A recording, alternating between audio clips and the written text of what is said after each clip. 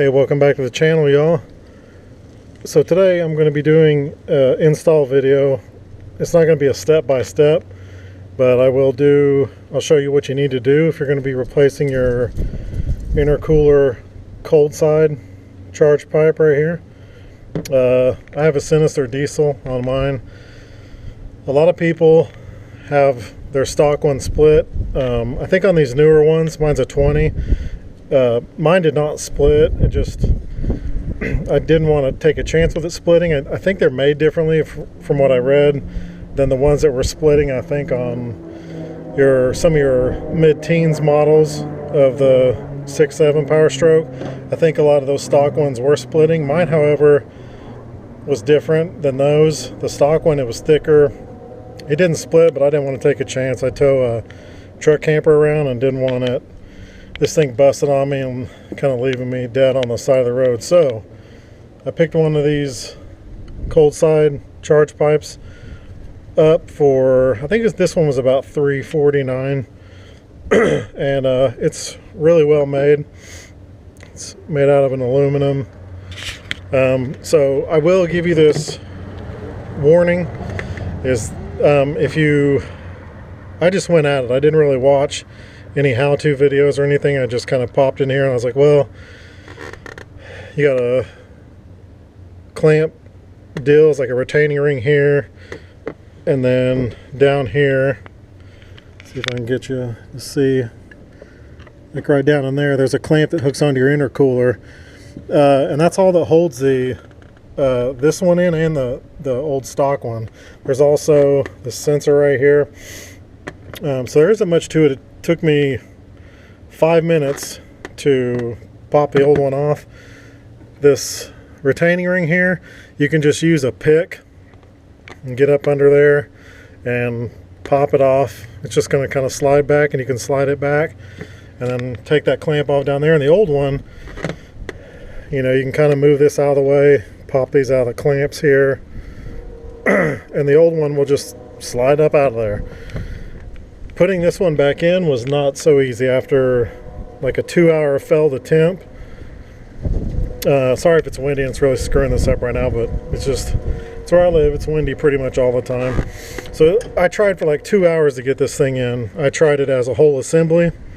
As you can see, this one's a little bit different. I got the clamp down there. I got a clamp on the upper end of this boot where the pipe slides into. This right here was I just put some touch-up paint on there, but that was caused from this in that 2-hour struggle that I was having. I was scratching it and wasn't even really knowing what was going on because it was kicking my ass. But then there's those two clamps and then this retaining ring here. But this will not go on if you just leave everything as it is. You know, if you're moving this out of the way, if you can get this thing on here without doing what I'm going to show you to do, you're more of a man than I am. And I'm not saying it can't be done with the Sinister pipe, but I almost was going to return this thing because I'm like, it just doesn't fit. I'd start and get it on down there, and doing the thing as a whole assembly, I couldn't even get the start of this pipe here. It was, you couldn't get it over the throttle body. It wouldn't go over. It was like too long. Couldn't get a good enough bend down there. So according to the instructions, it was like you may have to install the boot first, the rubber boot, and then go on with the pipe. So I went with the boot first. Kind of left this clamp a little bit loose down here so I can move it around and try that route out. Still couldn't get it to fit. It was basically the same thing, and that's how all these scratches got here, because this thing here was just chewing the shit out of my pipe. So I was watching YouTube, and I only saw one video where a guy loosened up this bolt right here and moved it. Just didn't really move this thing, but you take this bolt out. I think it's a 10 mil, if I remember right. But yeah, you pull this bolt up and you just take this reservoir off and set it. It's going to set right here. And by doing that, you wouldn't think that it's going to give you much room, but it gives you just enough room. And still struggle doing it, but instead of taking about 2 hours to get it on, when I kind of reassessed and went back to it, it took me about 35 minutes, which wasn't bad. It's actually so much easier than screwing around with it before that I thought it was actually a pretty easy job, and it really is. If you move that away, it's going to make your life much more simpler. So yeah, you're going to loosen this, plop it over, go ahead and go down with your boot and get it on first. I use silicone spray, sprayed inside the boot and sprayed the pipe, the outside pipe here, and slid that on. That makes it a lot easier. And it goes down, my pipe goes in about down to where that Sinister Diesel logo is on that rubber boot. It goes down about that far in there. So it goes in there quite a ways. And it was just kind of adjusting it, sliding it in and out to get it to where this would, you know, had to still pull back on enough, but then get it in and slide it forward. Inside of here, there's a rubber O-ring. It's going to be like inside of there. It's not loose, but if you have one of these new, you know what I'm talking about. Even on the stock one, there's one in there. I just took a little bit of the oil, a fresh bit of oil, and just put a little bit on the O-ring, and it slid right on there. I didn't do it without it, so I don't know if you'd be able to get it on there dry, but just kind of made sense to oil it up a little bit and slide it on.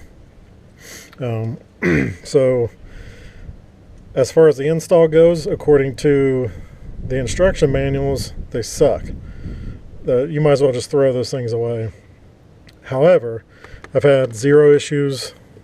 Haven't thrown any codes with the pipe. Sensor, the stock sensor just screws right back in there. To take it out, you're going to turn counterclockwise and put it back in. I think it's like a quarter of a turn. Get in there and it just clips back in. And it's really pretty easy once this reservoir is out of the way.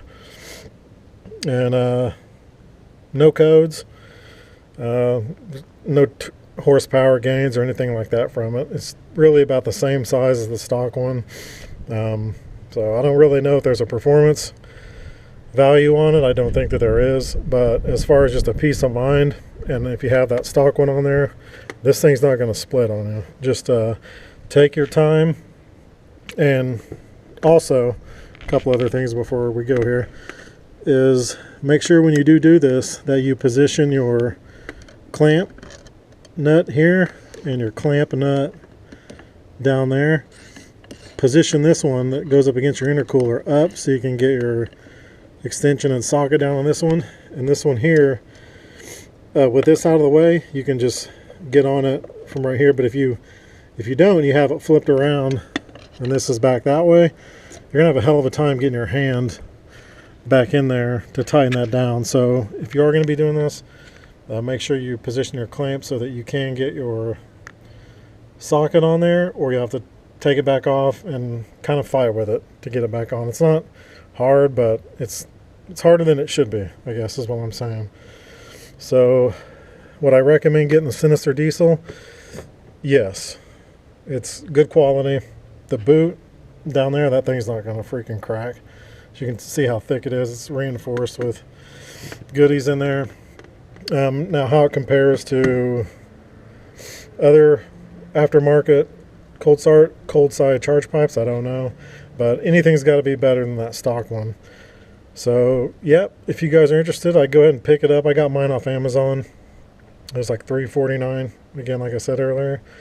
And if you guys like what you've seen here, feel free to like my video and subscribe and comment if you have any questions or comments or whatever. I'd love to hear from y'all. See you next time.